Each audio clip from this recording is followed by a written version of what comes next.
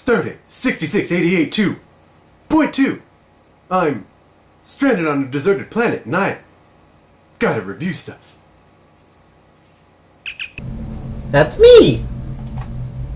I tend to find it pretty difficult to balance my love of movies with my hatred of people. So generally I won't go see a movie in theaters until it's been out long enough that the theater will be dead. I managed to wait for a couple of days, but today's movie could wait no longer, because that movie is Star Trek Into Darkness. Or Star Trek Into Darkness. On a mission to the planet Nibiru, Captain James Tiberius Kirk violates the Prime Directive in order to rescue his first officer Spock. But when they return to Starfleet, his violation causes Admiral Christopher Pike to have to remove his command of the Enterprise. Elsewhere, a man named John Harrison offers a Starfleet officer a way to save his dying child, in exchange for him blowing up the Starfleet archive. In reaction to this new threat, Admiral Alexander Marcus calls together the other Starfleet bigwigs in one room. Turns out that's exactly what Harrison wanted, and he flies the ship up there and starts blowing everybody to shit. In retaliation, Kirk is sent out on a revenge mission with 72 prototype photon torpedoes and orders to blow Harrison into smithereens while trying not to start a war with the Klingons. Most of you may be surprised to hear this, but I was never a Star Trek nerd. Which is not to say that I'm not a nerd, as my complexion will attest to. But like any self-respecting nerd, I chose the side in the Star Trek Star Wars debate, and I'm a Star Wars man. So I've never seen an episode of the original series, and I don't even think I've seen any of the movies. I may have seen Wrath of Khan. But I was blissfully ignorant of what I was missing until J.J. Abrams took the helm with the previous Star Trek movie. And now I'm on board because that movie was awesome. So when this movie came out, I just got to see it. But it's dangerous because that first movie set such a high standard that it would be really difficult for this movie to reach it. And for the first half of this movie, I was completely underwhelmed. It was good, but it just wasn't living up to my expectations. It felt to me like they were beginning to retread old ground by taking away Kirk's command and trying to send him back to Starfleet Academy, and then by getting him into fights with his crew like Spock and Scotty. So am I saying I didn't like this movie?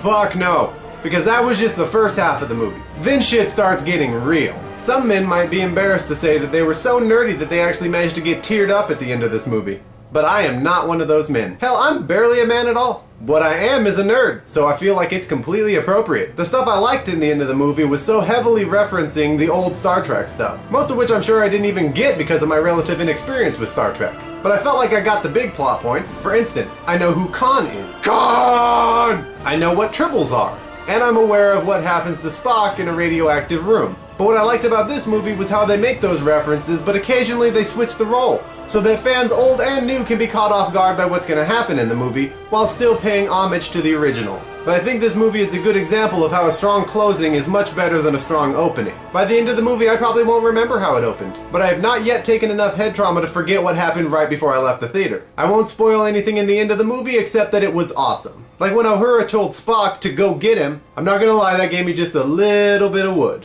As a minor gripe, I was not at all surprised by how the movie ended. I was kinda able to figure out Kirk's fate in an earlier interaction with a tribble. I even wrote it in my notes. See? That being said, that doesn't mean that it was any less effective. I'm also a fan of all the performances in this movie. Chris Pine is great as Kirk. And he doesn't talk like this. He's able to do the funny parts as well as he's able to do the emotional parts. He's also pretty good at playing a dick, easily making me silently curse him in the theater when he made Simon Pegg leave. I also find it kinda hard to talk about Zachary Quinto's performance as Spock in this movie. For the greater majority of the movie, his performance lacks emotion and is kinda robotic.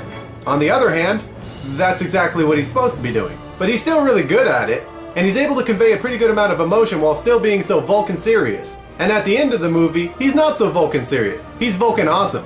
When I went into this movie, I heard a lot of talk about how excited nerds were that Benedict Cumberbatch was going to be in this movie. It made me feel kind of left out because I had no idea who he was. I had apparently heard his voice in the Hobbit movie, but I'd never seen his face. The only thing I really know that he was in is some BBC show called Sherlock, which I've never seen. That being said, after watching this movie, I'm entirely sure why the nerds like him so much. Because he was pretty goddamn awesome. He might not quite have been a Ricardo Montalban, but he was rock solid, even though he was rocking emo hair in parts of the movie. And for a couple of quick hits to wrap up the performances, Zoe Saldana is hot, Simon Pegg is awesome, Peter Weller was RoboCop, and my favorite role in the movie was the white-haired chick on the deck of the Enterprise. I don't know who she is, and I don't know her name, but I'm in love with her.